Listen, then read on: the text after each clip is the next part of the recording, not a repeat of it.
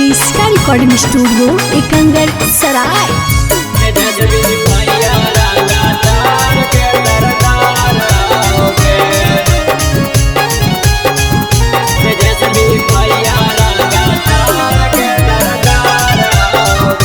Presented by किसका film.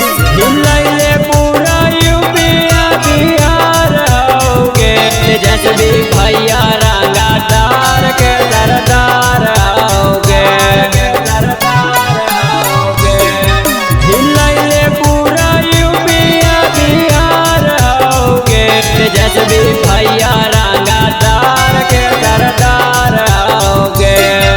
नमन लेके रोजगार आओ दिले सबके पार, नमन लेके रोजगार आओ दिले सबके पार।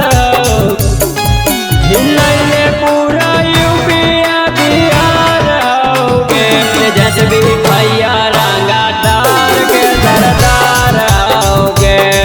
हिलैले पूरा यूपिया बिहार आओगे।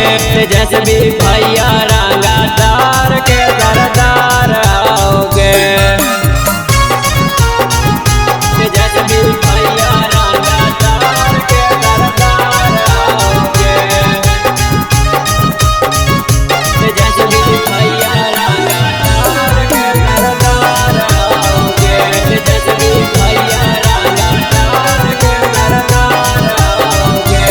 इनका डाला बजगे विरोधियन का पे तारा था, जब गौर जाके तेजस्वी भैया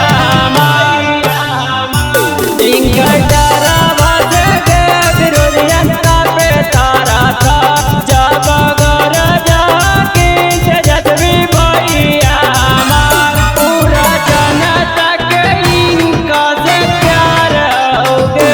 तेजस्वी भैया रंगदार के दरदार आओगे। पूरा जनता के इनका से प्यार आओगे। तेजस्वी भैया रंगदार के दरदार आओगे। तेजस्वी भैया रंगदार के दरदार आओगे। इसका रिकॉर्डिंग स्टूडियो एकंगर सराय। दिल से कारा होगा पोज उनके रंगदार का होता, दिल में बादल है खुद तेजस्वी भैया सुन ले साना।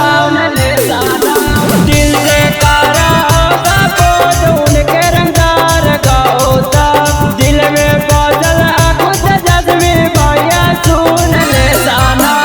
अब की बिहार के बने वाला सरकार आगो। तेजस्वी भैया रंगदार के दरदार आगो। अब की बिहार के बने वाला सरकार आगो।